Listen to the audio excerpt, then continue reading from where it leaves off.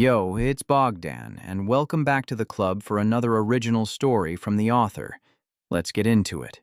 The rain was coming down in sheets, the rhythmic thud of the wipers the only sound inside the sealed cabin of my SUV.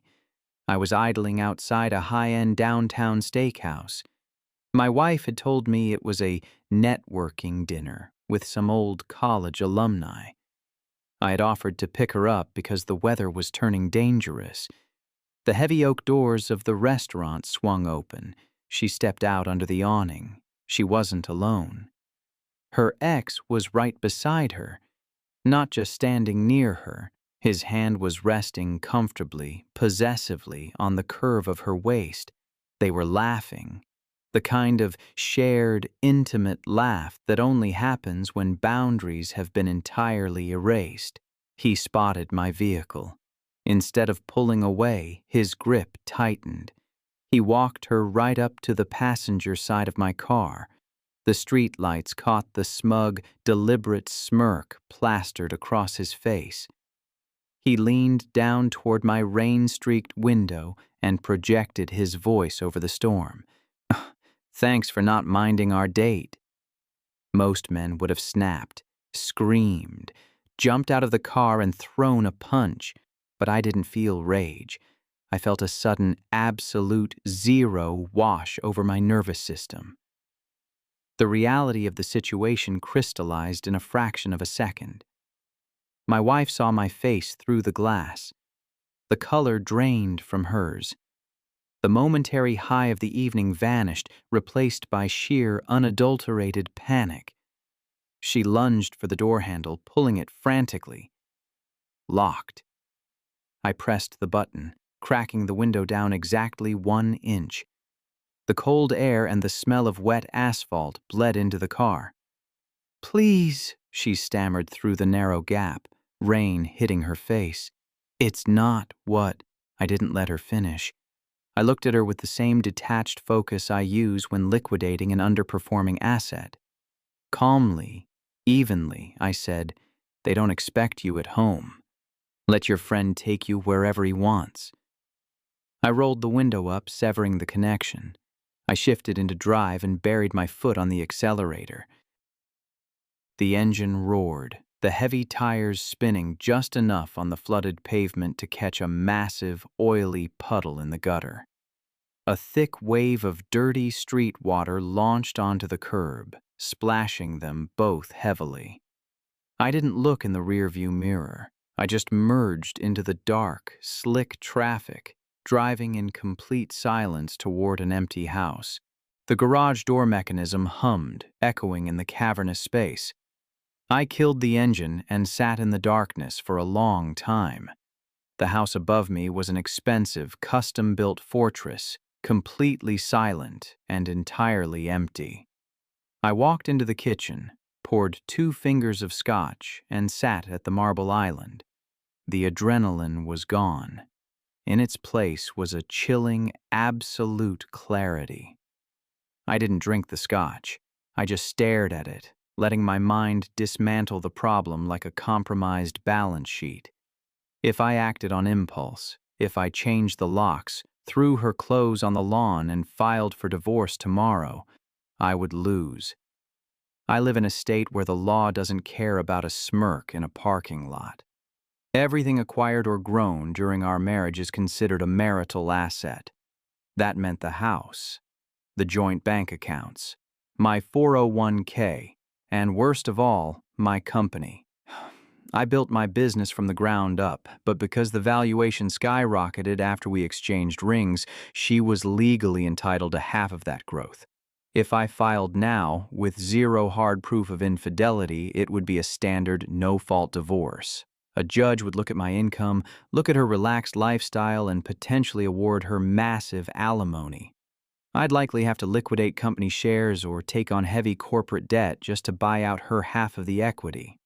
She would walk away a wealthy victim, and her ex would be drinking my scotch on my dime. I needed leverage. In high-stakes negotiations, leverage is the only currency that matters.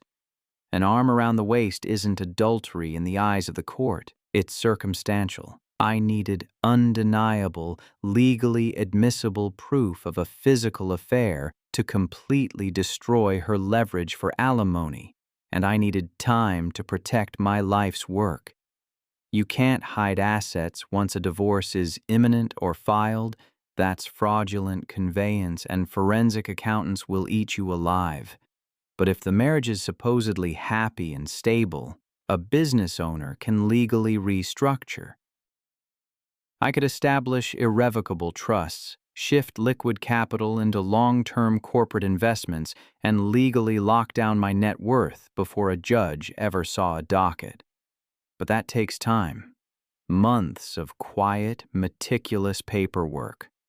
I poured the scotch down the drain. I couldn't lock her out. I had to let the enemy back inside the gates. I had to smile, play the forgiving fool, and let her think she had controlled the damage. I decided right then, I wasn't just going to divorce her. I was going to surgically, legally, and financially erase her. The long game had begun. She didn't come home that night. She arrived the next morning, eyes red, voice trembling. She stood in the foyer, weaving a frantic, tearful narrative about a misunderstanding, about how he had overstepped, how the wine had gone to her head, and how she panicked when I drove off. I let her talk until she ran out of breath. Then I pulled her in for a hug. I felt her body go limp with relief. I told her I forgave her, that marriage is about grace, and that I overreacted.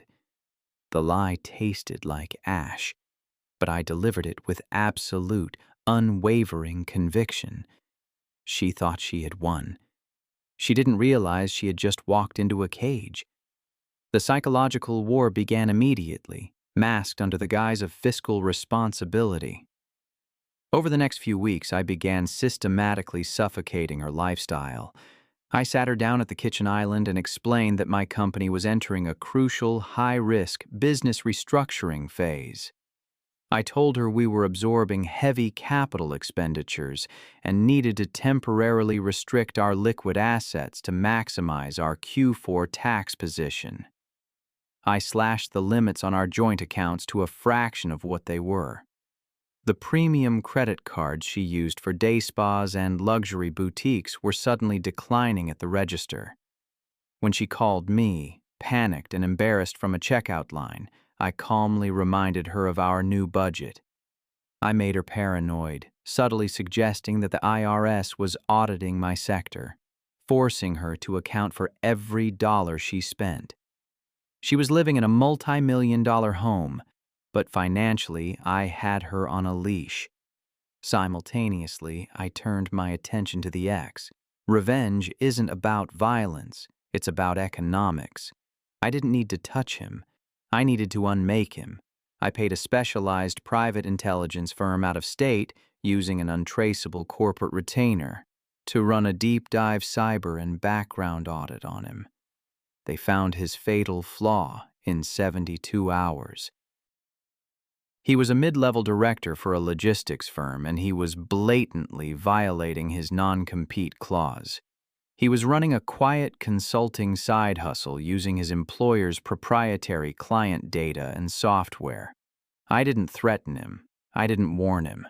I had my proxy compile a meticulous, undeniable dossier of his breach of contract, complete with time-stamped digital footprints and cross-referenced client lists. We sent the package via an encrypted, anonymous server directly to his company's chief compliance officer and their VP of HR. In the corporate world, stealing proprietary data is a death sentence. Within 48 hours, he wasn't just fired for cause. His reputation in the industry was radioactive. He was stripped of his severance, locked out of his unvested 401k matching, and facing a crippling civil lawsuit from his former employer. I had successfully choked her resources and completely obliterated his. The board was set. They were exactly where I needed them to be, stressed, isolated, and desperate. Pressure is a silent architect. It builds until something or someone cracks. With her allowance choked and the ex's career in ashes, I watched the desperation set in through the lens of a $15,000 security system I had installed under the guise of protecting the home from the recent corporate threats. I didn't just put up cameras. I had her sign a digital consent form buried in a 40-page stack of asset protection documents. Legally, she had acknowledged and consented to the presence of internal security for insurance purposes. I began working late nearly every night. I told her the restructuring was failing and that I might have to sell the house. I made the home an environment of pure, calculated stress. I wanted her to feel like her golden parachute was tethered to a sinking ship. While she was spiraling, I was finalizing the Irrevocable Life Insurance Trust, ILIT, and a Domestic Asset Protection Trust, DAPT. I moved the majority of my non-liquid business equity and real estate holdings into these vehicles. Because the marriage was technically intact and there was no legal separation filed, these transfers were framed as standard estate planning for a high net worth individual. By the time I was done, on paper, I owned almost nothing. The trusts, entities she had no legal claim to, owned everything. Then, I gave her an opening. I told her I had to fly to London for a 4-day emergency investors summit. I even showed her the flight confirmation. I didn't go to the airport. I went to a high-end hotel 3 blocks away and opened my laptop. The ghost PIs I hired had been tracking the ex. He was drowning. Maxed out cards, eviction notice on his door, and no job prospects. He was a starving predator. My wife was his only remaining meal ticket. On the second night, the cameras in my living room flickered to life. She didn't just invite him over. She brought him into our bedroom. I sat in my hotel room, stone-faced, watching the high-definition feed. I didn't feel hurt. I felt a profound sense of satisfaction. They weren't just having an affair. They were discussing me. I caught them on a nanny cam hidden in a bookshelf, recording crystal-clear audio of them laughing about how they would take me for everything once she filed for divorce. The ex was coaching her on how to claim emotional distress to hike the alimony. They were handing me the rope I needed to hang them. In my state, while no fault is the standard, fault based on adultery, combined with recorded evidence of a conspiracy to commit financial fraud against a spouse, is a nuclear bomb in a courtroom. It nullifies alimony and makes a judge very, very unsympathetic during the division of remaining personal property. I had the files, I had the trust documents, I had the proof. The trap was shut. The following Tuesday was unremarkable. The sun was out, the birds were chirping, and I was sitting at the breakfast island with a fresh cup of black coffee. She walked into the kitchen, wearing a silk robe I had paid for, looking refreshed. She thought her plan to take me for everything was moving forward perfectly. I didn't say good morning. As she reached for the carafe, I slid a heavy manila folder across the marble surface. It stopped right in front of her. "What's this?" she asked, a playful smile still lingering on her lips. "Your exit strategy," I said. My voice was flat, devoid of any anger. She opened the folder. The first page was a petition for dissolution of marriage. The second was a series of high-resolution stills from the bedroom surveillance. The third was a transcript of her conversation with the ex, specifically the section where they discussed falsifying emotional distress for alimony. The color didn't just leave her face. It looked like her soul had exited her body. She began to hyperventilate, the misunderstanding lie dying in her throat before it could even form. "Here's how this goes," I said, leaning back. "The house, the cars, and the company are held in irrevocable trusts. They aren't marital property. You're holding a summary of your spending over the last 4 months. Every dollar of business capital I gave you that you funneled to your jobless friend.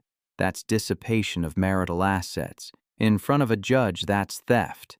She tried to speak, her hands shaking so hard the papers rattled. You can't just... I can.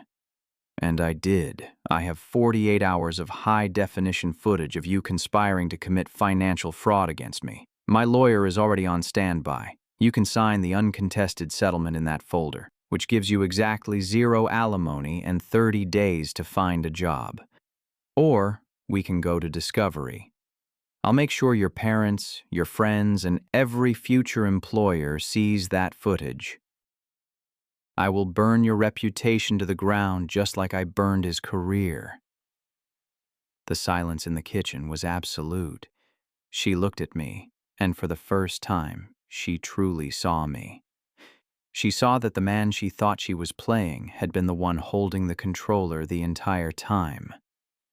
She signed. She didn't have a choice. I gave her 1 hour to pack a single suitcase. I watched from the porch as she walked down the driveway toward a cheap Uber, the only ride she could afford now. The ex couldn't help her. He was currently fighting a multi-million-dollar corporate lawsuit and facing eviction. They were 2 drowning people clutching at each other, only to pull one another down faster. I went back inside, locked the door, and enjoyed the first truly quiet moment in 8 months. A lot of men think that being a provider means being a doormat. They think loyalty is a one-way street. It isn't. When someone decides to treat your life's work like their personal lottery ticket, you don't get even. You get educated. Justice isn't a feeling. It's a process. It's calculated. It's quiet. And it's patient. If you're going through hell, don't scream. Just keep walking until you've built a fortress they can't scale. Self-respect is the only asset they can't take in a settlement. Remember that. Stay sharp, stay protected. I'll see you in the next one.